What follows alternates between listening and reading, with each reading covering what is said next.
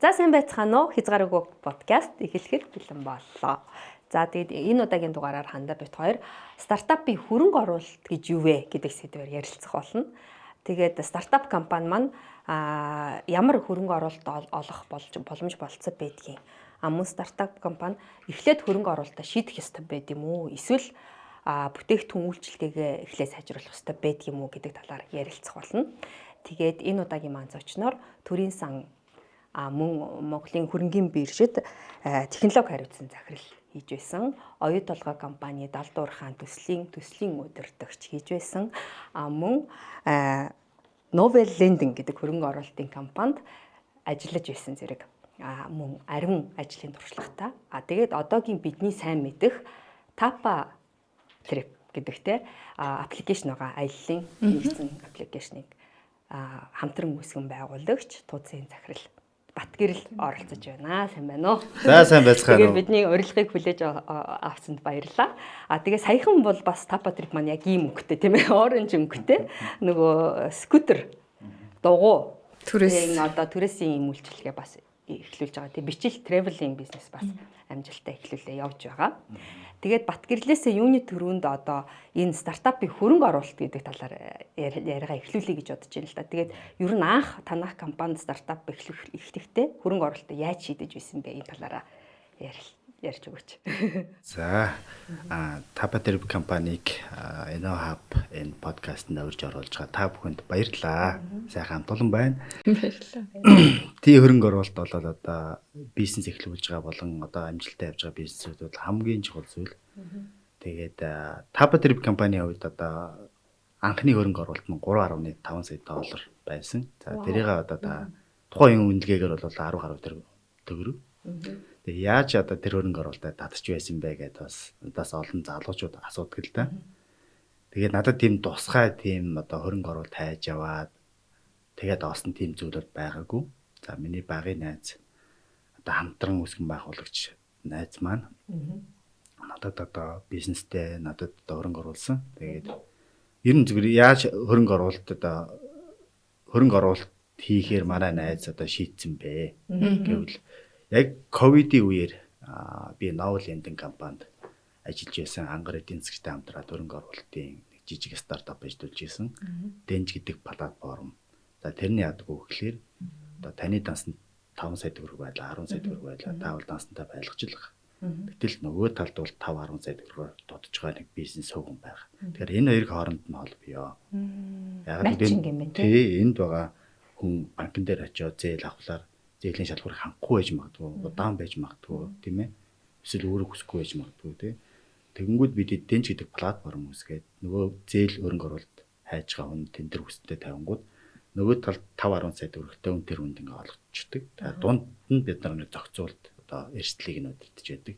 Тим Денж гэдэг платформ ажилуулж байгаад ковид гэдэг зүйлтэй тохиолдлоо. Тэгээд одоо бидний үед амьдарч байгаа бүх хүмүүс чи одоо амьдрал нь бизнес нь ковидын өмнө дараа гэдэг юмд хаваагддаг болж та. Тэгээ миний яриа бас дахиад ковидын өмнө дараа гэж хаваагдаад байгаа. Тэгээд анх отгонтой хамт манай ангар эдийн засагч Оросоос аэрофлотоор ирээд тэгээд ковидтэй зүйлийг хамгийн ихэнд урьдчилж мэдээд тэгээд тэр зээл гэдэг бол маш эрсдэл хүмүүс ерөөсөө ингээл ковид болох шинж нь илэрээд өнгөл зээлээ төлөхөө болоод эхэлж байгаа. Тэгээ бошууган тэрийг тасалбар болгоод зогсоосон. Тэгээд ангар эдийн засагчтай бид тэр одоо годомжаар ингээл алхдаг байлаа. Тэгэл надаа ингээд зөвлөж ирсэн. За багийн ингээд хааж байгаа одоо энэ бизнесүүд ингээд хаалгаа барьж эхэлнэ. Тэгэхээр эндээс болоо чиний бизнесийг бариад өгөх хэрэгтэй. Ямар нэг асуудал үүснэ. Тий, эдгээр бол ингээд бүгд яг бид нар одоо өөрсдөө бизнес гэдэг одоо ингээд тасалбар болгочлоо. Яг үнэнтэй адилхан одоо энд байгаа одоо харагдж байгаа хаяг болгон ямар нэгэн асуудал үүсгэхээр байна. Маш том асуудал ирж байна. За тэгээд тэрийг одоо удаанч би гүнзгийж бас бодож амжаагүй байтал агарын хил хаагдлаа. Онгоцоо явууллаа. Хамгийн түрүүнд аялын компаниуд хаалга барьж эхэллээ. За тэр үеэр ингээд одоо бийж ажид багтаа боллоо. Тэгэл өглөөдөө алхдаг. Энэ бижиггүй хараадаг л да ер нь. Тэгээд алхаж явж байгаад манай багын найз дөрөв ярьсан хөрөнгө оруулагчийн найзтайгаа өглөө 7 цагт энэ River Garden-д алхаж явж байгаад. Дайрагтаад. Багий. Гинтгэн үү? Гэхдээ бид нэр ингээд зориуд өглөөдөө алхдаг гэсэн тийм. Тэгсэн чинь нэг өглөө 7 цагт алхаж. Багий гэж. Ийм booking.com шиг юм байна Монголд. Чи чадгүй л гэж. Яг тэр асуултыг асуухад би аль хэдийн тэнж гэдэг платформоор хүмүүс зээл өгчлөө, хөрөнгө оруулалт ачлаа. Бас нэг өөртөө таарсан эдийн тооны хэрэглэгчтэй өөртөө таарсан маркетинг хийгээд ингээд сонирхолтой явж байгаа. Хөөе тгий л да, хий л да. За тэгээ хоёул алхаад бацаад ажил дээр ирээл. Тэгэл мэн заавал зэдэн дээр орох юм бол за тэрнтийн төгрөг, ийм төгрөг, ийм барьцаанд ийм төгрөг гэсэн чинь тэгэл 3.5 сая доллар болсон. Тэгэл манай найз хөрөнгө оруулаад тэгээд яг одоо ингээд аялын компаниуд ингээ хаалгаа барьж байгаа энэ үед зөрүүлээд бид нар аялын компани хүмүүсийн ажилд аваад тэгээд манай найз ч өөрөө технологийн суурьтай, технологийн би ч өөрөө программист хүн. Тэгээд бид нар хоёулах нь ингээд нэг яг ийм сайхан нөгөө байсан. Тэгэл хоёулаа програмаа ингээд дизайн хийгээл ихний зураг мурга зураал. Тэгэл ажилтнуудаа ингээд тэр хашааш нь ингээд ажил болгож өгöd. Ингэж л одоо хөрөнгө оруулалт маань ч татагдсан бидний ажил ковидээр сэрэгцэж эхэлж илаа. Тэгэхээр хөрөнгө оруулалтаа бол яг найзынхаа хөрөнгөөр, өөрсдийн хөрөнгөөр болсон. Тийм, манай найз бол технологийн салбарт Монгол улсад одоо 10 гаруй жил ажиллаад одоо технологийн топ одоо нийлүүлэгч, үйлчлэгээ үзүүлэгч болсон. Тэр туршлага дээр үндэслээд аялах зорчиг үйлчлэгээнд хөрөнгө оруулах шийдвэрээ гаргасан. Тэгээд тэрнтэй би таарсан их азтай хүн. Тэгээд ер нь бол хөрөнгө оруулалт бол санаандгүйгээр бас олддог тал байдаг юм байна лээ. Үнэхээр хайгаад олдохгүй хөрөнгө оруулалт бас байдаг бол зарим үед бол тийм санаандгүйгээр олддог хөрөнгө оруулалт байдаг. Тэгээд зарим одоо амжилттай хөрөнгө оруулалт татсан хүмүүсийн ярианаа сонсож байгаа тийм ээ. Хоббигоороо нийлээд би хөрөнгө оруулалт татсан ч гэж яхийг сонсож байла тийм. Гэгмэчлэнгээр хөрөнгө оруулалт бол бас зарим үед их санаандгүй байдаг тохиолдол байдаг юм байна лээ. Тэр нь бол манай Таба тэр компанид тохиолдсон. Тэгээс нөгөө тэр үеийг бас нөгөө эргээд боломж гэж ашиглаад хүний нөөцөг бас татан төвлөрүүлсэн биз дээ. Тэр үед ч яг аялын компанийн чинь хүний нөөц нь ажилгүй болоод эхлэх ч юм уу тий. Бас тийм боломжууд бас одоо яг ингээд аялал жуулчлал бол одоо 19 онтой харьцуулахад одоо өндөр өсөлттэй явж байна. Тэгэхээр одоо хүний нөөц бүрдүүлэх үл хэцүү шүү дээ. Хэцүү тийм ээ. Хүмүүс аль хэдийн одоо аль нэг газар одоо өөрсдийнхөө карьерийг ингээд ахиулаа явж байгаа. Тэрнээсээ салахыг хүсэхгүй. Тэгэл яг ковид үед бол хүний нөөцийн үл бид байсан аялал жуулчлалын салбар. Тэгээд бас Монгол хүмүүс бас ийм байдаг юм байна. Одоо ингээд ковид үеэр чинь бизнес болгонууд ингээд жоохон уналтанд ороод хаалгаа барьж эхэлж байгаа үед манай Монгол хүмүүсийн нэг чанар бол ямиг ингээд нуран унахыг харах сонирхолтой байдаг юм бэл. Өөрийнхөө ажиллаж байсан тэр гоё хамт олон тэр гоё компанийг одоо зогсолтод орохыг харахад бол хүнд шүү дээ. Тэгэхээр тэр компани буцаагаад бий болгочих юмсан. Зэрэгцээд бас дахиад нэг бизнес босоход нь одоо хувь нэмэр оруулах юмсан гэдэг тийм хүний одоо тийм шинж гэдэг юм байдаг юм шиг байгаа. Тэгээд одоо манай компани таарсан одоо аялал жуулчлалын, мэдээлэл технологийн, санхүүгийн хүмүүс бол бүр нэг одоо нэг юм бий болгоё, нэг басхыг гэсэн нэг тийм нэг хүний нэг тэр нэг үе дээрээ ирчихсэн тийм хүмүүс. Бид ч өөрөө тийм байлаа, тэр олцсон хүмүүс маань тийм байлаа. Тэгэл одоо ерөөсөө цагдаа нар ингээл нэг орц руу оруулахгүй, гарахгүй яг тийм үед бид нар чинь нэг офс төрүүлчихсэн. Тэрэн дотор ингээд сүлжиж ирээл одоо офсчдаг. Тэгэл одоо бүр өдөр шөнөгүй ажилласан шүү. Эсэргээр айгу хурцлагдсан байсан биз дээ. Бүр хурцлагдсан одоо ерөөсөө. Бүр ингээл за одоо л нэг хийхгүй бол гэл тээ. Тэгээд тэр чинь ковид үе учраас ийзэжтэй ингээд санаа бодол нь ингээд хуваарлагдаад яваад байна гэхгүй. Одоо нэг байшин дотор гаруулж аюултай шүү дээ. Тэгэхээр тэр байшингаас гаргах тэгэл өстой. Манайх чинь нэг гэрэлтэй цонх гэдэг нэг нэвтрүүлэг гэдэг байдгаас яг тэр шиг манай офс чинь нэг 7 үед 8 дахь байсан. Тэгээд тэр ингээд өдөр шөнөгүй ганцхан гэрэлтэй цонх байдаг л шүү. Тэгээд маш гоё зүйлийг эхлүүлж исэн байна тий. Одоо ингээд одоо баг 5 6 жил болчлоо штэ тий. 20 оны 11 сард манай найз бид яг ингээд А зэрэгцээ. 21.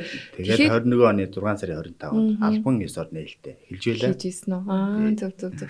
Одоо ингээд ер нь стартапууд анханасаа одоо танай компани чинь бас нэг юм үн цэнтэй соёлтой байгаад магадгүй илүү өргөжин тэгшиж байгаа шүү дээ тий. Тэгэхээр стартап ер нь анханасаа тэр компанийн соёл гэдэг одоо өөрөө чинь туршлагыг харахаар маш том газруудад компаниудад оюу толгойд ч юм уу тий ингээ ажиллаж исэн туршлагатай тэмдэглэж ажил хийж исэн тий. Тэр ноу хау соёлыг одоо магадгүй өөрийнхөө компани дээр нэвтрүүлсэн үү эсвэл ер нь стартап соёлтой байх хэрэгтэй юм уу? Тэр санхүүгийн сахилга бат хүний нөөцийн бодлого ер нь яаж явах хэрэгтэй бол бид юм бэ? Стартапын соёл гэж яг Google-д зөндөл юм байдаг. Гэхдээ бидний хувьд одоо манай стартап компани ямар соёлтой байсан гэхээсээ илүүтэй бид яаж ажилласан бэ гэдээ хэдүүлээ жоохон яриул тийм ээ. Би ч юм бол өмнө дандаа ингээд Монгол Улсын сангийн яам, Монголын өрнгийн бие, за ойлгоон далдуурхан туслана үйлчлэг дандаа ийм корпорэт соёлтой байгууллагуудад ажиллаж байсан. За тэр газруудад бол ерөнхийдөө ажил бол жоохон удаан байдаг. Тийм учраас би одоо найзтайгаа нийлээд Tapatrip компани байгуулахдаа ерөөсөө маш хурдан л одоо шийдвэр гаргана. Дараагийн үр дүндээ хүрэхгүй бол хөрөнгө оруулалт мөн тэнд одоо burn out шатаж байгаа шүү дээ. За тийм учраас манай стартап болоод ер нь маш хурдтай ажилласан. Өстой нэг 24/7 ажилласан да ер нь бол. Тэгээд стартап чинь одоо ингээл янз бүрийн санаанууд ингээд үзэж байгаа шүү дээ одоо. Одоо ийм үйлчлэгээ гаргаа энэ болох уу, энэ таалагдахгүй юу, тэр нь таалагдахгүй гэж болно те. Нэг юм гаргалаа тэрийг тест за болох юм байна дараагийнхаа. Тэгэл газ одоо хурдан л ажиллах хэрэгтэй. Тэгээд бид манай Tapatrip компани бол unicorn business буюу одоо тэрбумаар үнэлэгдсэн ийм олон улсын компани болох сонирхолтой мөрөдөлтэй залуучуудын нэгд шүү дээ. Тийм учраас эрт орой эзэн нэгэн цагт одоо Rio Tinto компани шиг олон үндэстэн дамсан компани болно. Тэнд бол хүн биш процесс өдөртөж байгаа. Тэгэхээр бид нар бол яалтчгоод тэр чигийг барьж ажиллах нь зөв гэдэг үднээсээ бид нар илүү тийм оюу толгой буюу олон улсын одоо байгууллагуудад ажилласан туршлагатай хүмүүсийг өөрөх өөрөө одоо би чинь тэнд одоо тодорхой түвшинд ажилласан учраас тэр зүйлдээ их дуртай тэрэндээ итгэл үнэмшил өндөр. Тэгэхээр тэр одоо чигээвэл одоо шууд ороод ингээл өнөөдөр ингээд хэрэгжүүлэхэд бол хэцүү байдаг. Тэгэхээр ингээд алгуур одоо тэрийг нэвтрүүлэх тэр чигээ бариад ажилласан л ийм стартап компани. Тэгэхээр бол бас стартапууд шиг одоо бүх зүйлийг ингээд жоромдлаа тийм ээ. Ингэлүүл тэгвэл ингэн гэдэг зүйлхээс илүү маш хурдтай шийдвэр гаргаад маш хурдтай бүтээгдэхүүн үйлчлэгээ хөгжүүлээд тэр их зураа одоо ирээдүйд бид нар тийм компани болно гэж байгаа учраас тэр чигээ бариад төлөвшүүлээд ерөнхийдөө нөгөө зорилгоо тавьчаад тэрэндээ хүрэхийн тулд процесс дундаа хийх явцдаа суралцаад сайжруулад ингээд явсан. Тий. Одоо тэгээд хүмүүст бол ингээл яг оюутлахад байсан одоо тэр дүрм журм процесс ажиллах зарчим яг энд байна уу гэд шууд харахад бол хэцүү. Гэтэ манд бол байгаа. Тэгээд тэр маань бол ингээд байгаагаар ингээд манай үйл ажиллагаа ингээд нэвтрэл явж байгаа. Хүмүүсийн одоо өдөр тутамдаа тэрийг бол ингээд эргээд нэг 2-3 жилийн дараа харах юм бол үр дүн харагдана. Шууд одоо манай компанид ажиллаж байгаа хүнтэй ингээд ярилцлага хийх бас хэцүү л дээ. Одоо танах чи нийтдээ хэдэн ажил? Манайх одоо нэг 70 гаруй ажилтнтай байна. За энэ түрүүн та асуужсэн манай энэ бичил одоо зорчих энэ хэрэгсэл дээрх одоо ажилтны тоо маань бол одоо нэлээд нэмэгдэж байна. Тэгээд бид энэ төхөөрөмжийн тоог нэмж байгаа учраас бас ажилтны тоо дагаад бас өсч байна. Анх нь бол манай Tapatrip компани 150 гаруй ажилтнтай гарал одоо бужигжсэн. Айгүй. Эхний үед ч нэг хийх юм айгүй байгаа. Шинэ хөгжүүлэлт их учраас тэнд нэг хүн судалж байна. За тэнд нэг хүн програмаа бичиж байна. Энд нэг хүн санхүүгийн тооцоо хийж байна. За тэнд нэг хүн одоо харилцагчийн үйлчлэгийг ингээд сайжруулж байна. Тэгээд айгүй олон төрлийн одоо ур чадвар хүмүүс маш хурдан одоо нэг одоо компани үйлчлэгийг байгуулах гэж ажиллажсэн. За өнөөдөр ингээд 4 жилийн дараа харахаар бол ерөнхийдөө ингээд ашигт ажиллагаа нь илүү чухал юмнууд нь ингээд тогтцсон. Тэгээд тэрийг ингээд одоо бага хүний нөөцөөр илүү ашигт ажиллагаагаа бариад тэгээд одоо компанийнхаа бүтээгдэхүүн хөгжүүлэлтэн дээр 70 гаруй хүнтэйгээр л ажиллаж байна. Одоо танах ч одоо нэг эхлээд яг ковид үеэр эхэлсэн гэж байна шүү дээ. Тэр үеэр чи хүмүүс нэг аялдгүй байсан те.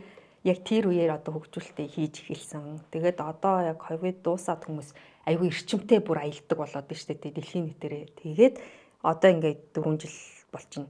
Тэгэхээр энэ хугацаанд одоо юугаа нөхчиж чадчихэв нүү ашигтай ажиллаж чадчихэв нүү ер нь яаж эргэлтэн явагдаж байгаа. Тэгэхээр нөгөө өмнөх ба дараах ковидын өмнөх ба дараах үе ер нь танай компани нөлөөлөл нь ямар байна гэж асууж байгаа шиг байна тий. Ковид ямар урт удаан хугацаанд үйлчлэгийг хинч мэдэхгүй. Удахгүй дуусгах нь л гэдэг. Дуусаа сайл гэж яриад байдаг. Бид ч гэсэн одоо хараач болоогүй мөн гэтээ одоо удахгүй дуусгах хаа гэл. Тэгээд 2021 оны 6 сарын 25-нд анхны аппликейшнаа гаргалаа. Айгүй гоё том офстой одоо үйл ажиллагаа эхлүүллээ. Нэг онгоц нисдэггүй. За гал дээр автобус ч бүр хизээ хойно одоо өнгөрсөн жилэл одоо манай юу яалаа штэ. Гал дээр маань одоо улс хооронд явж эхэллээ штэ. Тэгээ нэг онгоц нисдэггүй. Хүлээгээл байдаг. Нөгөө онгоц нисэхгүй болохоор хүмүүс явдггүй. явж байгаа хүмүүс нь одоо бас айгаад явж өгөхгүй. Үнэхээр шаардлагатай, ажлын шаардлагатай хүмүүс нь явж байгаа. Тэрнээс аялж байгаа хүмүүс баг. Тэгээд одоо ковид нь ашгүй нэг юм дууслаадаа гэж бүгд алгаан ташаал одоо энэ онгоцч яста баруун салгоог нисэх юм байна гэсэн чинь омикрон гэдэг зүйл гараад ирсэн. Дуустгүй ковид үнэхээр хэцүү. Тэгээд ерөөсөө орлого байдгүй аппликейшн рүү одоо хандаад захиалах гэж юм байдаг. Хүлээгээл гэдэг. Тэгэл яг тэр үед чинь бид нар бол айгүй хүлээлт өндөртэйгээр бүтээгдэхүүн үйлчлэг гаргачаад одоо ястаа ингээл алаад өгнө. Аргал мөнгөөр бороо орох юм байна гэж тэгсэн чинь Ихэнтэй л бол тий. тэгсэн чинь байдгүй. Тэгээд манай хүн нөгөө аялахгүй зорчихгүй болохоор нөгөө манай аппликейшн чи хэрэглэхгүй болохоор алдаад дутагдлаа бас баг Мэдэгдэхгүй нэг төгс төгөлдөр нэг аппликейшнд байгаа тэгээд нэг вебсайт ажиллаад байдаг. Энэ нэг гоё хүмүүс ингээд хүнд үйлчлэгт бэлэн байгаа л байдаг. Нөгөө зорчиж аялж байгаа хүн байдгүй. Тэгээд сүүлдээ ерөөсөө тэр орон чинь тэр олон тооны ажилтнууд чинь ингээд зардал өндөртэй офсын зардал байгаа. Тэгээд инфляшн чи ингээд одоо сараар хаашаа юм дээ айгүй урд нэмэгдсэн ш та нар одоо санаж байгаа бол одоо хүний цалин сая 500 байсан бол одоо ингээд 7 сая төгрөг за бүр 10 сая төгрөг болчихсон байна. Тэр хооронд л одоо та бодлоо манай цалингийн зар хэд дахин өндөр өссөн байна. Тэнгүүд нөгөө арай гэж нэг хамтарч ажиллаад хүмүүсээ сургаад хоорондоо ойлголцоод ингээд зорилго чиглэлтэй болсон хүмүүсээ цалин одоо ахуугийн шийдэхгүй л хүмүүс чинь одоо дараагийн одоо карьер эхлүүлэхгүй болохгүй шүү дээ. Хувийн амьдрал аюултай юм шиг. За тэгээд нэг цалингаа нэмэн дээ. Тэгтэл нөгөө орж идэг орлого чинь тэнд ингээд л байгаа шүү дээ тийм ээ. Нэрээс нэгддэггүй. Нэгддэггүй. Тэгээ сүүлдээ ингээл гайхлаа. Кичнээн ч удаагийн хурал хийв. Сүүлдээ хоорондоо одоо түр таар боллоо. Тэгээд бас нэг бараг л нэг жил үргэлжилсэн хүнд үед авсан. Тэгээ хөрөнгө оруулагчтай би ч одоо байгаа нөхцөл байдлаа тайлбарлана. Хөрөнгө оруулагч болоод байгаа нөхцөл байдлаасээ илүүтэй та нар ажил гэдэг шаардлагыг тавина. Тийм. Тэгээ энэ хоёрын чинь нэг зориг үүсч эхэлнэ. За хөрөнгө оруулагч мэдээж одоо нөхцөл байдлыг ойлгож байгаа ч гэсэн мөнгө харахаар ойлгоход хэцүү тийм ээ. Ийм одоо хүнд нэг жилийг бол одоо туулсан. Тэгээд стартап компаниуд чинь брейк even тийм уурлын зэг дээр очино гэдэг чинь юу чухал. Тэгээд 23 оны 11 сард манайх уурлын цэг дээр ирсэн. Тэгтээ манай уурлын цэг бол одоо нөө инфляшн одоо зардалтай энэ маань өссөн болохоор манай уурлын цэг маань хойшлоо явж байгаа байхгүй. Хэрвээ бид одоо 21 онд 20 онд тухайн үед одоо төлөвлөсөн зардлаараа байсан араар төрөх байсан баг. Тэгээд тэр нь одоо дамаа алга бид нар уурлын цэгт 23 оны 10 сард амжилттайгаар хүрсэн. уурлын цэгтэй. Уурлын цэг хүрэхэд чинь одоо манай ингээл манайх бол нэлийн зардал өндөртэй одоо стартапуудын нэг баг. За тэгэхээр манайх хурлын цэгдээ үржиглээр нэг амар зүйл нь одоо тэгээ яах вэ гэдэг рүү бодож эхэлж байгаа. Цаашдаа явах. Тий. Тэгэхээр хурлын цэг гэдэг бол ийм гоё зүйл юм билээ. Тэгэхээр стартап эхэлж байгаа хүмүүс бол хурлын цэгтээ эхлээд хүрхийн төлөө. Тий. Тэгээ нэг ийм юм ажиглагдаад байдаг л да нөгөө стартапуудад маань эхлээд хөрөнгө оруулалтаа татах нь чухал юм уу? Эсвэл бүтээгдэхүүнээ ингээд зүлгээд чанаржуулаад явах нь чухал юм уу тий? Тэр цагт тэгээд бас дээрэс нь нөгөө яг ингээд фаундеруудтай яриад үүсгэн байгуулсан хүмүүстэй ярихаар боломж бол яг гарч нэг момент гарч ирдэг гэж байгаа байхгүй тий? Тэгэхээр тэрийг бас алдахгүй байх нь чухал гэдэг нэг ийм концептууд ер нь ерөнхийдөө нэг яваад ах шиг байгаа.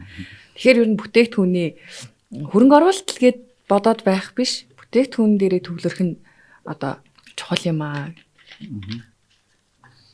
гэж бодож болох. Хөрөнгө оруулалтыг чухал биш гэж болох. Хамгийн чухал номер 1 чухал бол хөрөнгө оруулалт аа. Тэгтээ одоо Австралид байгаа гарааны бизнесүүд стартапууд нэг хоёр янзаар ажиллаад байгаа ажиглагддаг. Зарим нэг нь бол ер нь тэгэл ийм одоо хилцүүлэг яваал байгаа байхгүй. Хөрөнгө оруулалт татаад ингээд амжилтанд хөрөнгө оруулалтаа татаад ингээд амжилтанд өрхөө эсвэл өөрөөрөө яваад амжилтанд өрхөө аль нь дээр юм бэ? Тэгэхээр яг одоо уулнууд өөрөөрөө ингээд яваад амжилтанд хүрвэл сайн л байна. Тэгтэл тэр бол илүү хол замд туулах байх тийм. Тэгээд бас тэр үүсгэн байгуулагчдын одоо ирээдүйн зорилго өдрөөс бас илүү хамаарах байх тийм. Манайх бол одоо ер нь зарим нэг стартапуудад харьцуулахад маш одоо өндрөөс юм уу одоо том хөрөнгө оруулалт гаргал ихсэн л тийм. Харин тийм үү. Анхны хөрөнгө оруулалт бол манайх хураар $5 сая байсан. За өнгөрсөн сард манайх бас нэг том хөрөнгө оруулалтыг татчихлаа. эсэргээрээ одоо шин ер нь бол хөрөнгө оруулалтыг ингээд хөрөнгө инвестмент раунд тийм ээ. Энэ болгоно татна гэж ер нь бол хэцүү. За тэрийг татах тусгай авар чадвар баг хэрэгтэй. Компани засаглал одоо бэлэн байх хэрэгтэй. За тэгээд санхүү тайлан тооцоо хүний нөөцийн чадвар, зах зээл төр зүйл олон зүйлүүд бэлэн байж иж дараагийн мөнгөтэй хүн танахыг дараагийн түвшинд аваачаад бэлэн болно гэсэн. Тэгэхгүй бол одоо шинэ гарааны бизнес гэдэг нь дөнгөж эхэлж байгаа юм тогтоогүй бизнес байгаа шүү дээ. Одоо нэг санаагаа л одоо зах зээл дээр туршиж байгаа тий нийгмийн асуудал гэж хэлж байгаа. Гэтэл тэр компани руу аль хэдийн чинь 5 бүгд MCS одоо эсвэл том корпорацууд орчин JP Morgan тий тэд нар маань ингэ хөрөнгө оруулах гэхээр тэд нар ч юм бол аль хэдийн ингээд тогтцсон ариун туршлагатай бизнесүүд өөрөөсөө маш завгүй байхад л яалаа гэж нэг ингээл нэг хөлөөж холаагүй хайш гэдэг юм одоо team стартап нэг цагаа мөнгө өргөн гэхээр тий. Тэгэхээр бол стартапууд бий бол илүү тийм одоо өөртөө бэлдэх хэрэгтэй. Тэгэхээр бол хөнгө оролт татна гэдэг нь хэрэгцүү ажил. Эсэргээрээ үнэхээр одоо супер санаа байдаг бол би одоо өнөөдөр ингэ бодоход бол өөрөөрөө бол илүү одоо гоё зүйл л дээ. Одоо хугарлын зэг дээр өөрөөрөө очиод тэгээд дараагийн одоо бүтээгдэхүүн үйлчлэгээ гаргаад тэгээд тэр нь үнэхээр супер санаа. Шинэ одоо чат GPT биш үү? Тэрэн шиг одоо тийм үнэхээр супер санаа байвал хөрөнгө оруулагчдад бэлэн байхгүй. Тэгэхээр тодорхой хэмжээгээр өөрөөсөө бас эхлэлийг нь тавьчаад тий тэрэн дээр тэгэхээр нөгөө нэг санаагаа үнэлүүлэх дээрэс нь бодит үнэлгээг гаргаж тэр компаниа үнэлүүлээд орох нэг хоёр арай өөр ойлголтууд явж байгаа юм тий. Тэгээд ер нь бол ингээд хөрөнгө оруулалт бүр анхны хөрөнгө оруулалт гэдэг бүр хэцүү шүү дээ одоо ингээд. Бид таба тэр компани ингээд байгуулчаад бас л энэ Монголын топ бүр компани удаач бүдэнгээр таарсан. Өөртөө үл одоо хөрөнгө оруулалт тайгаад. Тий. Бид хэд одоо өөртөө тийм хэмжээний хөрөнгө оруулалт оруулсан. За ингээд бас тодорхой хэмжээний платформ бүтээсэн. За ингээд явж байгаа бизнес нь одоо хамт олон хүний нөөцийн бэлэн одоо ийм төрөлдсөн. Ийм бизнесээ бариад бид нар одоо ингээд за одоо нэрийг хэлээд яг Монголын топ 3 компани бүдэнгээр нь одоо ингээд тавьсан. Одоо хэдүүл яриасаа бошигол дараагийн түвшинд хамтдаа гарьяа. Ягаад гэвэл аялал жуулчлал бол ийм босго намтай бизнес юм байна. Жишээлбэл гар утас Монгол бол усад үйлдвэрлээд олон улсад одоо танд болохыг бол нэлээд ур чадвар хэрэгтэй. Эсэргээрээ аялах зарчиг үйлчилгээг бол энэ онгоц чинь тэгэл Монголд ч нэсэж байна, Англи, Америк, Австралид ч нэсэж байна, адилхан онгоц. Тэнд сууж байгаа бүгд л нэг хүлээлттэй. Аюулгүй хэлбэрхэн зарчих тийм ээ. Аяллаа бүх хэрэгцээг хангах тийм л хүсэлтэй. Тэгэхээр одоо аялал жуулчлал ийм босго намтай бизнес байхгүй. Тэгэхээр ийм босго намтай олон улсад гарахад ийм хэлбэрхэн бизнес байна. За ингээд та ороод ирээ хамтдаа. Бид нар ингээд ийм хөрөнгө оруулалтаа хийжлээ. Тэгээд тойроо явсан. Тэгээд хөрөнгө оруулалтыг бол татж чадаагүй. Тэрнээсээ гадна бид одоо ийм хэмжээний хөрөнгө оруулалтыг татсан байхад одоо босод одоо бидний танилцуулсан групп компаниуд бидний бизнесийг 10 15 20 дахин ингээд унгаж үнэлэх жишээ. За яг та хэд нэг 30 40 сая төгрөгөө гэдэг нэг ширээ сандал эдийн шараа суугаад дүүнэртэйгээ сайн ажиллахгүй л та. Тэгэхээр бол тэр миний хэлж байгаа нь бол та супер санаатай байж болно. Тэгээд тэр супер санаагаа зах зээл дээр ингээд нэвтрүүлээ. Тэрийг ингээд хэрэглэгчтэй болоод мөнгө олоод маркетинг хийгээд өөрсдөө нэг явж үзэх хэрэгтэй. Тэгхгүйгээр тэр санаагаа бариад ингээд хүмүүст явахлаар тэр бижээгүй тэр санаа гэж үнэлэхэд хэцүү байхгүй юу? Тийм учраас тэр систем тэр бол мөнгө олохгүй. За нэг хэдэн төгрөг олж магадгүй. Тэр бол хэд дахин хуваасан тэр одоо хөрөнгө оруулалт болгоод тэр маань тэгээд тэр санаан амжилттай явдггүй нөгөө багаж гэлтгөө хөрөнгө оруулсан компани нь тэрийг хэд дахин одоо нугалдггүй тэгэл тим стартапуудын жишээ Монголд одоо зөндөө дэлхийд тэгнэ зөндөө байгаа шүү дээ. Тэгэхээр заавал ер нь өөрсдөө туршаад яг ингээд бодит байдалтай буулгаад ингэснийхэн дараагаар хөрөнгө оруулалт гэж ер нь явсан дээр гэж үзсэн. Дээр гэж би л бодож байна тий. Тэгээд мэдээж хөрөнгө оруулалт хайж байгаа юм чинь том хөрөнгө оруулалтыг хайж байгаа. Том хөрөнгө оруулалтаар том асуудлыг шийдэж байгаа. Тэгтэл ирээдүйд том асуудал шийдэх хийгээ бол одоо фаундер хүмүүс ерөнхийдөө ингээд харцсан байдаг. Гэхдээ тэр лугаа очиход ингээд бас хэцүү. Маш олон зам байна шүү дээ тий. Тэгэхээр бол өөрсдөө эхлээд нийгмийн тодорхой асуудлыг хүчтэй шийдээд тэгээд одоо X тооны хэрэглэгчээ бэлдээд тийм ээ. Ингэсний дараа бол хөрөнгө оруулагчд бол харж байгаа л да. Өөрсдөө бэлэн болоод ирэхээр хөрөнгө оруулагчид ч бас бэлэн сууж байгаа тий. Сая ингээд тапатрив дахиад шинэ салбар руу шинэ категори нэмэл орж ирлээ шүү дээ. Скутер дугуй түрээсэлдэг нэг категори. Ер нь ингээд шинэ бизнесийг эхлүүлэхэд тэ ямар асуудлууд нь тулгарч байна. Эсвэл гоё давуу талууд нь Монголд стартап эхлэхийн давуу тал нь ер нь юу вэ? Tapatrip компаниг анх би найзтайгаа байгуулад явж байхад Tapatrip-ийн хэрэглэгчдийг ингээд анзаарвал за магадгүй бид 5 жишээлх юм жилдээ нэг 4 удаа илтгэл хүмүүс байгаа гадаад руу. Тэгэхээр манай аппликейшнийг яг захиалгыг нэг хэрэглэгчийг бодвол жилдээ магадгүй нэг 4 удаа ашиглаж байна. За явна гэж төлөвлөж байгаа хүмүүс яг 40 удаа хайсан байж магадгүй. Тэгээд ерөнхийдөө ингээд хүний өдөр тутмын хэрэглээ биш байгаа. Бид нарт бол дараагийн зах зээл рүү ороход маш олон тооны захиалга хэрэгтэй. Мөнгөн урсгал хэрэгтэй. Тэгээд манай найзуудын хооронд бол яаж энэ Tapatrip-ийг өдөр тутмын хэрэглээ одоо салбараа солихгүйгээр бий болох вэ гэдэг л одоо яриа одоо хүсэл мөрөдөл байсан.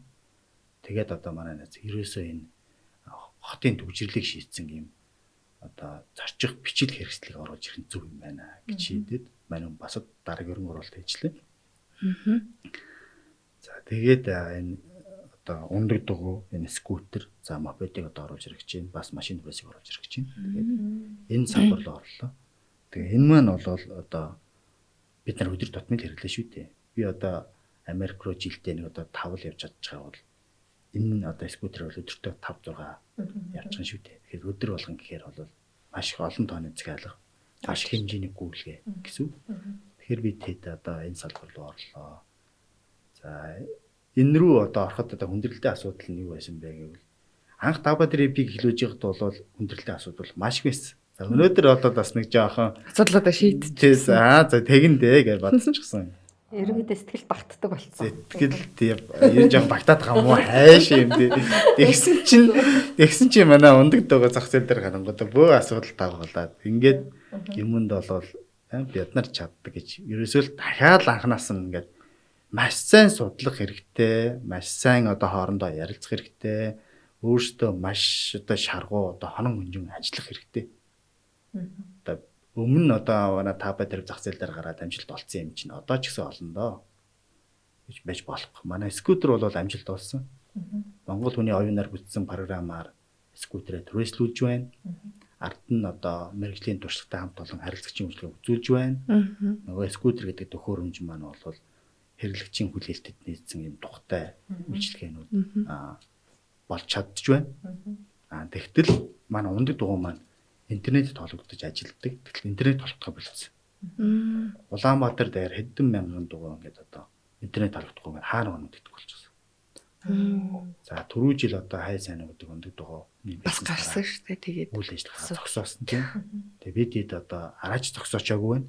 Тэгээд энэний одоо техник хэмжээ асуудлыг бид шийдгээд одоо хонон хэмжээ ажиллаж байна. Ингээд нүд жоохон бүлцээсэн. Тэгээд бол тэгэхээр тэр соёлыг бас дахиж хүмүүст хэрэглэгчдэд соёлыг түгээх бас шаардлага гарч ирж байна гэсэн үг шүү дээ. Хэрэглэгчдэд яаж хэрэглэх үү гэдэг соёлыг түгээн бас л нэг өөр сегмент байгаа. Тэгэхээр бол дахиад шин зүйлтэй ингээд дуулгарч байгаа. Тэгэл дахиад л одоо хонон хэмжээ ажиллах хэрэгтэй. За тэгэхээр стартап компаниуд нь бол ер нь өдөр тутамдаа байнга тогтмол асуудалтай тулгарч идэг. Тэр асуудлуудыг шийдвэрлэж идэг. Тэгэхээр манай энэ стартап компаниудыг дэмжиж ажиллаж байгаа байгууллага танилцуулъя гэж бодож байна. Манай энэ удаагийн дугаарыг ивэнттэй гэж байгаа нь Green Gate International гэдэг компани байгаа. Тэгээд эрүүл органик бүтээгдэхүүнийг хэрэглэгчдэд түгээе гэсэн зорилготой ажилладаг. Хоол хүнс, хүүхдийн их хүүхдийн бүтээгдэхүүн, гоо сайхны бүтээгдэхүүнийг дистрибьютор болж оруулж ирж байгаа юм компани байна. За хэрэглэж үзнэ. Тэгээд Green Gate International компанид баярлалаа. За тэгээд ингээд цаашдаа энэ стартапын тухай үргэлжлүүлээд яриахаа өрнүүлэе гэж бодож байна. Тэгээд ерөнхийдөө энэ стартап гэдэг та статус байгаа шүү дээ тий. Одоо танах ч стартап гэдэг 4 жил болцсон тий. Тэгээд энэ стартап гэдэг статустайгаа хэвээр байгаа юу? Эсвэл дараагийнхын төвшөнд очсон байгаа юу? Ер нь энэ стартап гэдэг энэ ангилал нь юугаар хэмжигддэг юм? Хугацаагаар үт юм уу? Эсвэл хөрөнгөөрөө байдаг юм уу? Юугаар хэмжигддэг юм болов? Яа үүсгэн байгуулагчдаас бас нэлээ хамаарах болов гэж бодож байна. Одоо стартап бараа ингээ байх уу? Илүү одоо жижиг дунд бизнес руу шилжээд ажиллах уу гэдэг. Тэгээд бас тухайн стартап бизнесийн одоо хурцгсан түвшин нь ямар байгаа вэ? Тэр гэдгээс бас хамаарах байх гэж бодож штэ. Тэгээд Таба тэрийг банкны хөрөнгө оруулалт seed round-ийн хөрөнгө оруулалт нь 3.5 сая доллар байсан. За манай хөрөнгө оруулагч найз минь одоо бичил техник хэрэгсэд бас нэг хэдэн сая доллар ингээд оруулчлаа. За бид өөрсдөө бас компани маань одоо Монголын хамгийн том одоо групп компаниас бас томхон хэмжээний хөрөнгө оруулалтыг татчихлаа. Тэгээ энэ талаас нь бодох юм бол одоо стартап гэж үзэх юм уу? Жижиг дунд бизнес гэж үзэх юм уу? Тийм ээ. Одоо хэлж мэдэхгүй байна. За нөгөө талаар стартап гэдэг бизнес бол ерөөсөө нийгмийн одоо тодорхой нэг асуудлыг шийдээд маш хурдан өсөлтийг авчрах тэр өсөлтөөс хөрөнгө оруулагчид өөрсдийнхөө хөрөнгийг өгөөжийг хүртэж 10 дахин 20 дахин өсгөх тийм л одоо бизнес шүү дээ. Тэгэхээр стартап компани бол одоо юникорн болтлоо 8 жил зарцуулдаг бол хамгийн хурдан юникорн болсон бизнес бол сар гаруй болсон байх жишээ тий. Тэгэхээр манай компани 4 жил болж байна. За тэгээд үүсгэн байгуулагчдын одоо чаашдын зорилго, бизнес одоо хамаарна гэж одоо ярих юм бол манай компани үүсгэн байгуулагдаа за ерөөсөө Монголын хөрөнгийн биржид бүртгэлтэй авзаад компани болъё. Таба тэрэг компани өсөлт бүрийг хозоо эзэмшигт Монгол улсын иргэдмаа хүртэг. За Монголоосаа бас тодорхой хэмжээний хөрөнгө оруулалтыг одоо зохицуулттай зах зээлээсээ бүрдүүлээд тэр хөрөнгөөрөө гадны зах зээл рүү орно гэдэг зорилготойгоор бид нар бас ажиллаж исэн.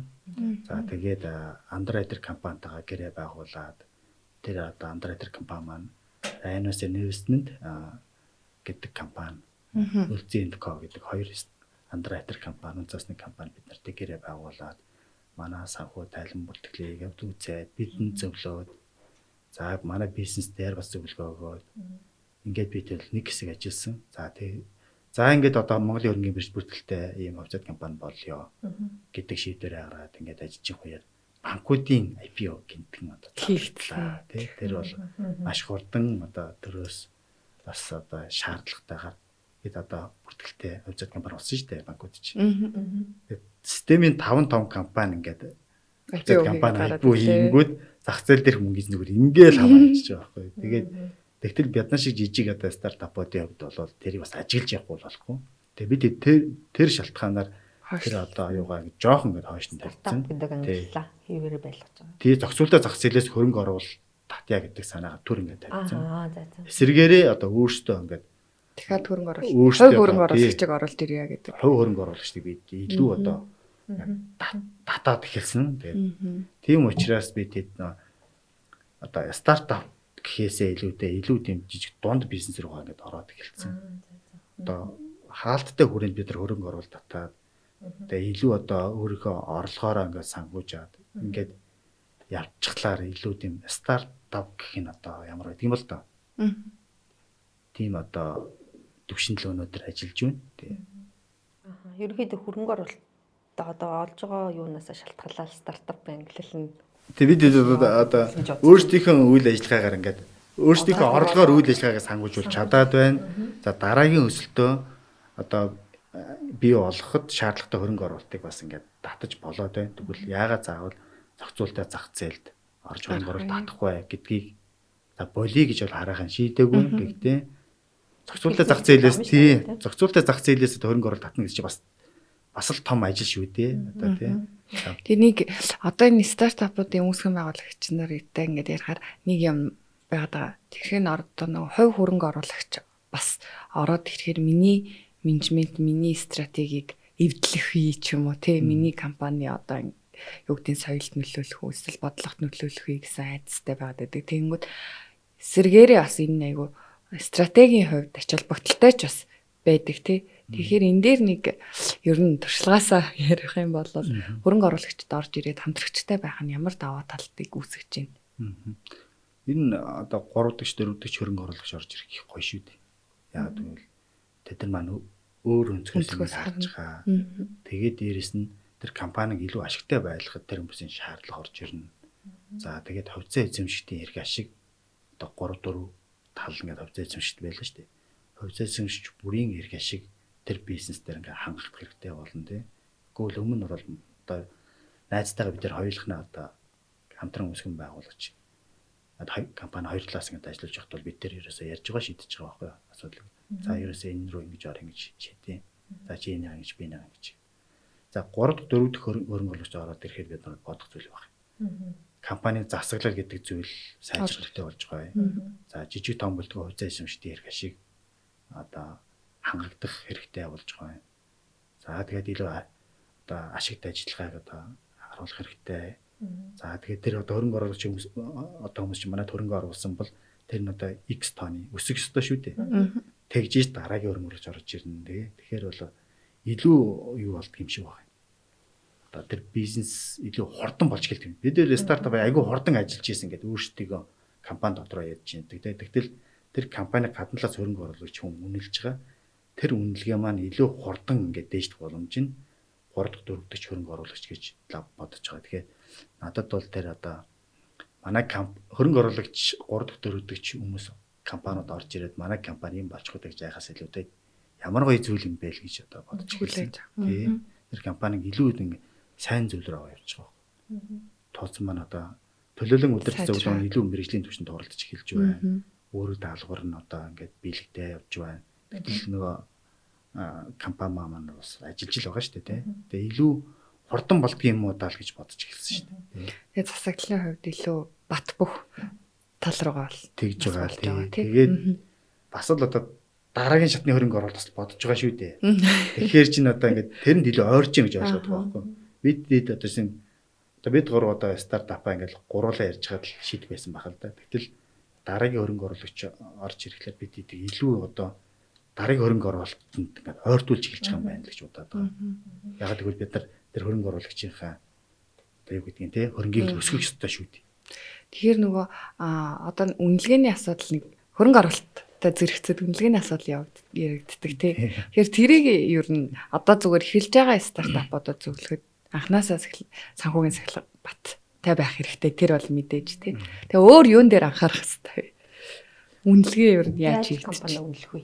Тэгээд олон улс тийм үү гадаадын айл нэг улсад бол компани үнэлгээг тогтоохдоо тэр одоо компани олж байгаа орлого, зах зээл дэслэг байр суурь, ирээдүйд одоо бий болгох үн цэн тэрийг бол илүү авч үздэг юм шиг байна.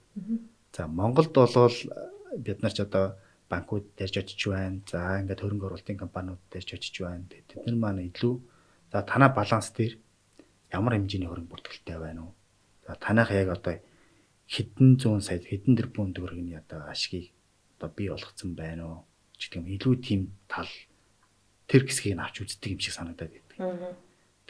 Тийм утгаараа манай компани үнэлгээ бол одоо бага байгаа. Одоо 20 тэрбум л байгаа. Бид бол 60 тэрбум гэж үнэлж байгаа. Гэтэл одоо өнгөрсөн жил манай 125 тэрбум төгрөгийн төлөвлөгөөтэй ажиллаад 100 тэрбум төгрөгтэй одоо онцолж явах шийдэ. Энэ жил бол 200 тэрбум төгрөг хийх бах.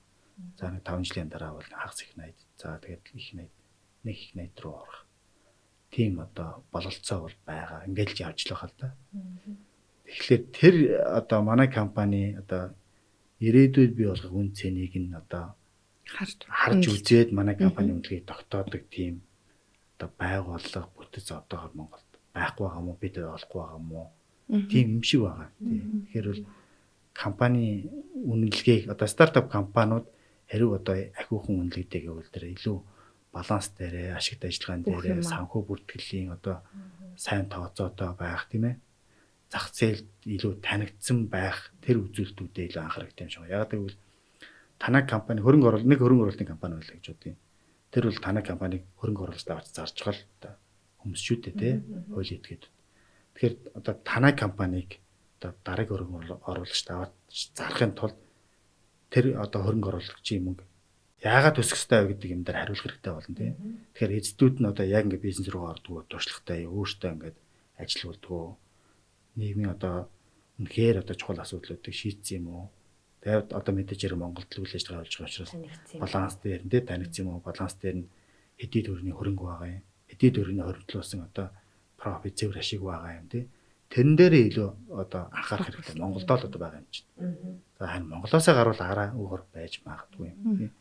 Илүү одоо бодит одоо тон үзүүлэлт энэ Яг дээр үнэ. анхаарах хэрэгтэй Тий. байна тий. Тань одоо олон хүнд танигдах хідэн фолловерстэй ч юм уу эсвэл тэдийн ашигтай. Тий, тэр болгож аюул Үр дүн чухал. дээрээ л Айгу бодит бодит үр дүн гээл. юм байна тий. Тэгэхгүй одоо ингээд над дээр бас ингээд стартап компаниуд танаас хөрөнгө оруулаач гэж өнгөрсөн 7 хоногт 2 3-аар ажиллая. Тэгээд ингээд анзаарангууд ийм гоё санаа байна. Бид нар ингээд ийм аппликейшн хийчихсэн. За эсвэл одоо ийм нэг үйлчлэг ингээд нээсэн одоо бас нэг хэд хэрэглэгчтэй. За тэрийг бол хөрөнгө оруулагч хүмүүс яг ингээд миний хөрөнгө төд дахин өсөх ийм санаа байна гэж бас харахад хэцүү байгаад байгаа байхгүй. Юу ч тэгэл одоо тэгээд мөнгө урсгал би болсон юм уу гэхээр мөнгө урсгал байхгүй. Тэгээд нэг асуудал шийдэж байгаа юм уу гэхээр үнэхээр шийдэж гоё байна. За тэгээд баланс дээр хөрөнгө байгаа юм уу байхгүй. Өөртөө ингээд олон танигдаад олон хэрэглэгчтэй санаагаа ингээд таниулсан юм байхгүй. Тэрэн дээр бас ажиллах хэрэгтэй байна тий. байхгүй. Үүсгэн байгуулсан л бол одоо өөртөө бас ингээд өдөр шөнөгүүгээр өөрийнхөө хойноос нь хөөцөлдөж явах хэрэгтэй. бүтээгдэхүүнээ л тий сайжруулж. Тий. Тэгээд одоо ингээд стартап хийж байгаа хүмүүс ингээд одоо Google-дүүл ингээд яаж стартап бизнесийг амжилттай болгох вэ? Түмэн зөвлөгөө байгаа. За ном бол одоо бүр ингээл. Тий. За тэрийг мэдээж уншиж байгаад стартапаа эхлүүлж байгаа. Тэ. Тэгээд мэдээж амжилттай стартап хийсэн хүмүүсээс ингээд сонсож хийж эхэлж байгаа хаа. Би ч гэсэн тэгж ийлээ. Тэгээд нэг юм дутаад байна те. Нэг стартап маань ингээд стартад болохгүй байна. Нэг асуудал байна тэр нь те. Тэгээ би сүүлдээ ингэж бодож байгаа шүү дээ. Одоо манай Taba Trip компанид ажиллаж байгаа 150 гаруй хүмүүс бол энэ Taba Trip-ийг бүр одоо ингээд цаасан дээрх Taba Trip HKK гэдэг нэрнээс хуулаад монголчуудад хүрсэн ийм одоо хэдэн зуун тэрбумын компани болох бүх шат дамжлаганд одоо надтай хамт манай хөрөнгө оруулагч найз одоо Батмөхтэй Мэндэ цагаа гэдэг олон сайхан найзууд байна. Бидтэй ингээд хамт ингээд гар бие оролцоод явчихлаа. Тэд нар бол одоо энэ жилээс эхлээд тэд нар бүгд аль нэг одоо стартап бизнесүүдийг нөт аваа явах хэмжээний одоо туршлагатай болчихлоо. Бүх шат дамжлагтай бидэнтэй хамт байсан. Би тэгээд одоо уналтанд орж ийлаа, ашиг олж ийлаа, сайхан инээж өгрөөд одоо ажил хийж ийлаа, аппликейшн дээр нь асуудал ягаад хүнд загнуулж ийлаа тий. За тэгээд яаж энэ дансаар их хэмжээний мөнгө оруулж ирж гинөө? Яаж ингээд секунд тутамд одоо захиалгууд орж ирж гинөө? Тэр бүх тоон үзүүлэлт, ажил, арга барил бүх юмтай бид нартай хамтсан. Тэгэхээр бол гарааны бизнес эхлүүлэх гэж байгаа хүмүүс зарим нэг нь бол одоо өөрсдөө гарааны бизнес эхлүүлээд амжилттай болох нь ойлгомжтой. Гэхдээ бас нөгөө талд нь шууд өөрсдийнх нь гарааны бизнесд амжилт олохгүй байгаа, эсвэл амжилт олохооргүй бол жишээлбэл юм манайх шиг компанид ажиллах хэрэгтэй байна. Стартап компани. Туршлага хоригдлуулах хэрэгтэй. Тий, одоо ингээд бүх юмд нь ингээд орж үзэх хэрэгтэй байна. Одоо манай энэ бичил одоо энэ бизнес рүү орж байгаа ажиллаж байгаа залуучууд бол одоо яг л тэр замаар явж байгаа. Эхнээс нь явж байгаа. Нойлоос нь. Одоо бид ингээд Taba Trip зах зээл дээр танигдсан компани байлаа ч гэсэн скутер ондод байгаа бизнесээ бид ингээд тусад нь ингээд нэгж байгуулад би одоо өөрөө толгойлоо. Дахиад категори. Тий, тэрнгүүл одоо бид нарт ингээд бүх зүйл шинээр эхэлж байгаа. Аль дансаар гүйлгээ авах уу? За яаж маркетинг хаях уу? Ямар хүний нөөцөөр ажиллах уу? Зах зээл дээр одоо яаж хүрэх үү? Яаж одоо энэ скутер ондод байгаа төрүүлж байгаа хүнд яг хэрэгтэй тэр аппликейшнийг хөгжүүлэх үү гэх бүх зүйл яг л ингэ шинээр эхэлж байгаа. Тэр яаж хийх нь үл яг мэдж гин. Гэхдээ одоо миний удирдлаганд ажиллаж байгаа хүмүүс бол дахиад тэрийг нэг хүчлэн туулж эхэлж байгаа байхгүй. Тэгэхээр энэ хүмүүс бол бас одоо эзэн нэг өдөр стартапууд бол цээжинд нь багтж эхэлнэ. Одоо манай энэ Taba Trip IT нэгдсэн үйлчлэгэн дээр ажиллаж байгаа бүх залуучууд бол одоо цээжинд нь одоо багтаад эхэлсэн байна. Одоо та одоо магадгүй очиод нэг залууд байна. За хамтраад нэг дараагийн бизнес хэлбэрийг тэгьяа л гэж хэлнэ. Тэгэл гэж хэлнэ. Яг гэвэл тэр ингээд нэг үдцсэн нэг юм ингээд дотор ингээд харагдаад байгаа байхгүй. Тэгээгүй одоо өөр нэг газар очиод нэг стартап дээр очиод хоёул хамтраад хийгээвэл за бодъё би одоо би ингээд ийм ажилтай байгаа тий. Цалин маань ийм гэл зөндөө юм ярина айгүй. Би одоо ингээд удахгүй гадаг шагаах гэж байгаа шиг. Тий. Тэр нь яагаад тийм олон шалтгаанууд тэр хүний дотор орж ирээд байна гэхлээр тэр стартапыг амжилттай болгох тэр шат амжилгаар ороогүй байж магадгүй юм уу та гэж би зүгээр ажиглаад байгаа байхгүй. Эсвэргээрээ манай одоо Taba Trip компанид ажиллаж байгаа хүмүүс бол бүх шат амжилгаар нь орцсон. Та одоо манай нэг залуучуудтай уулзаад үзэх хэрэгтэй. Тэгээд тийм ч утгаараа тэр юм уу манай залуучуудыг одоо ингээд хаант хийдэг компани зөндөө шүү дээ. Одоо бид ч хүнээс бэлддэг компани Хүний болчиход байна шүү дээ. Тэгээ би ангууд илүү тийм юу байгаа. Гүй тэгэл нөгөө хүн одоо дараагийн компанид ороод илүү амжилттай эсвэл ингээд илүү одоо боломжийг олж авахд бол нээлттэй аваал гэдэг байхгүй. Тэгэхгүй одоо тэр хүн ингээд хатглаа одоо яах гэдэг юм 20-од аж ерөөсөө болохгүй. Тэгээ харин одоо манай компаниас гарч байгаа хүмүүст би нэг л шаардлага тавьдаг. За энэ тэнд очиод дахиад нэг юм ажилтан болвоо. Нэг бизнесийг босгоо. Үгүй бол чи зүгээр тапа тэрвж чанд илүү боломж. Чи өнөөдөр ингээд манай компаниас өөрийнхөө компаниас гарч байгаа бол тапа тэрв доорож тапа тэрв шиг компаниг л чи үүсгэн байгуулах хэрэгтэй. Тэгэхгүй л энэ тэнд очиод бас л нэг ажилтан хийгээл явж байгааг харахад бол надад тийм таатай биш байна. Эн чинь бидний зорилго биш байсан шүү дээ гэж хэлдэг. Тэгээд манаас гарч байгаа залуучууд хаа залхад бол компани махал явж байна. Гоё юм дээ болохоор шинэ одоо боловсрол чинь бас бэлдээд шүү дээ. Тэгэхээр ер нь одоо дэлхийн нийтийн одоо бизнесийн чиг хандлагч гэдэг юм уу? Ер нь одоо нэг хүмүүсийн ингээд амьдралын хэв маягч гэдэг юм уу? Тэ энэ юм ингээд айгүй юм sharing тэ одоо ингээд нэг дундын гэдэг юм айгүй их бий болсон юм уу? Дундын офис гэж байна. Одоо энэ танаа дугуй скутерээс эхлүүлээл одоо гадаадд бол машинууд байгаа шүү дээ. Дундын том хотуудын машин. За тэгэл буудал өөрсдийн гэргүү зүгээр ингээ буудал ингээл энэ тэн дээр хоноод явдаг ч юм уу. Тэг ингээд юм эзэмшгүйгээр ингээд дундын юмыг ингээд эзэмшээд явъя гэсэн тийм чиг хандлагаар ер нь яваад байгаа юм болов гэсэн нэг тийм сэтгэл надад төрөд байгаа байхгүй. Тэгэхээр энэ дээр одоо танаа бас аппликейшн энэ тээвэр үйлчлэг энэ чинь бас яг тэр чиглэл рүү ингээд хандагдаад яваад байна л да. Тэгэхээр ер нь одоо Tapa Trip-ийн 10 жилийн дараах ч юм эсвэл бүр том зорилго нь юм бэ?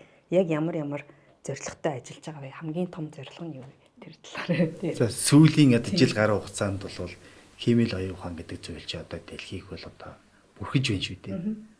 Тэгэхээр 10 жилийн дараа одоо ямар том одоо сэдв гарч ирэх юм бол гэл одоо хүн болгон бодож байна те. Тэгэхээр бол бүх зүйл одоо таны хэлж байгаа шиг юм одоо дундын эзэмшилд за тэр нь илүү ухаалаг тийм ээ. Ганц химэл оюун ухаанаар ч хязгаарлагдахгүй гэж бодож байгаа. Тэгэхээр бол бүх зүйл айгүй хэлбэр заавал ингээд магадгүй ингээд аппликейшнээр орж би захиалга хийж хэрэггүй болох байх. Зүгээр одоо ингээд нүдний шилээ зүүжээд ингэж байж гал. За би Австрали явъя гэхэд миний захиалга лидэ ороод ирсэн. Гэтэ би төлбөрөө төлөөгүй ч гэсэн таныхаа лидэн болцсон. Тэгснэ за төлбөрөө төлөйдөө гэхэд алидийн төлбөрөнд төлөвчсөн байдаг ч юм уу. Эсвэл төлбөр гэдэг зүйл юусоо бодох хэрэггүй. Тийм ээ. За би Австрали явъя гэхэд босод бүх зүйл автоматик бүх зүйл шийдэгдчихдэг. Би зүгээр л эцсийн final confirmation-а тогтдог ч юм уу тийм ээ. Илүү тийм юм руу орох гэж бодож байгаа. Одоо бол ингээд нэг аппликейшн татж байна, хайж байна.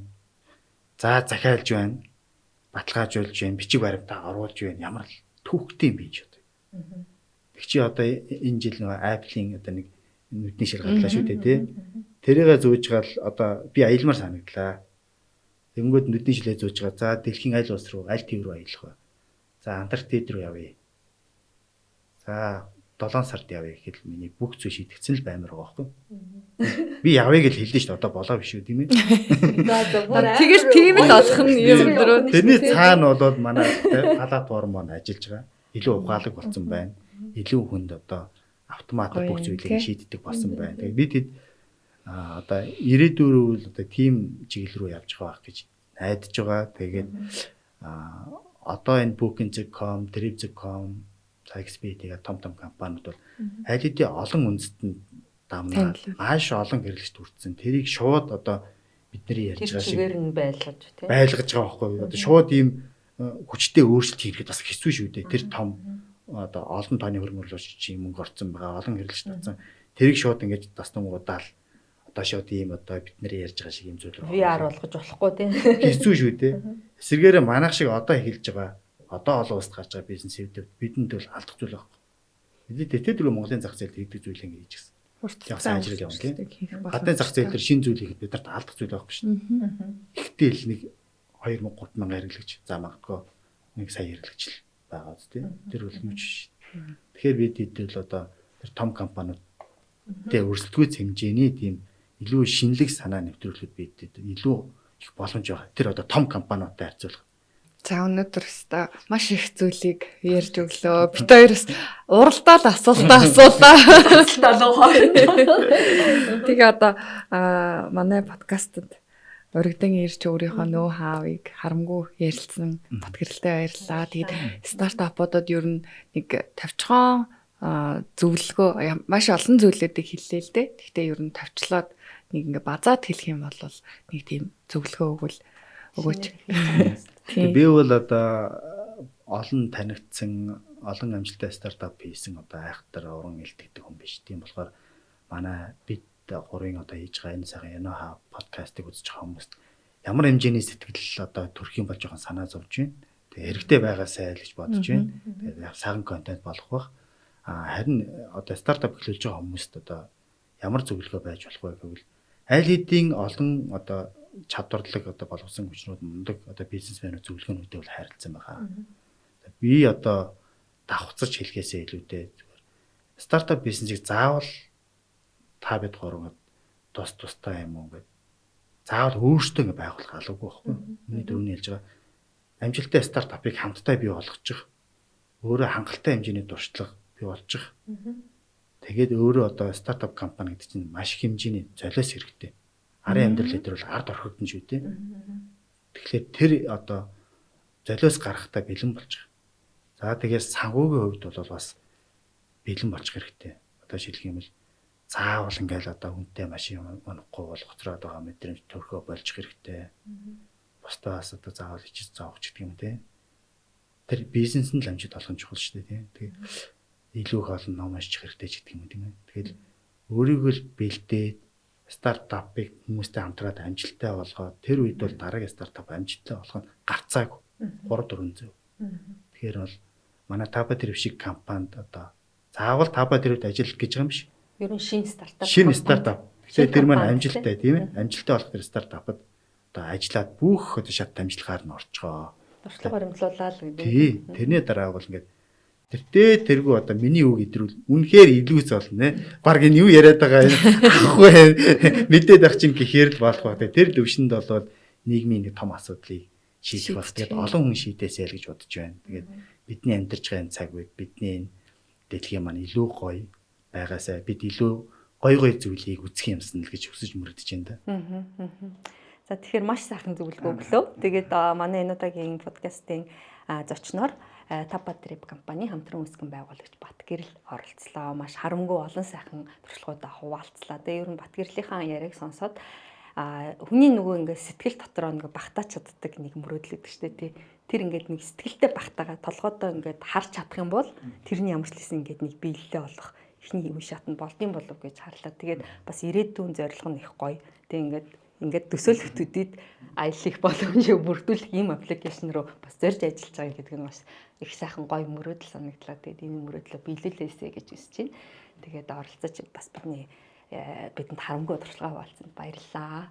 За баярлалаа. Тэгээд сайхан одоо хүсэл мөрөөдлүүд маань одоо бид бүхэнд одоо биелэлээ олоосаа гэж бодож байна. Тэгээд гоё подкастаар урьж оруулсан та бүхэндээ баярлалаа. Тэгээд сонирхолтой асуулт асуусан та хоёртаа бас мөн баярлалаа. Тэгээд та бүхний ажилд өндөр амжилт хүсье. Олон стартапуудыг одоо дараагийн түвшинд та хоёр маань гаргаарай. Баярлалаа. Баярлалаа. Сонсогчдоо бас баярлалаа.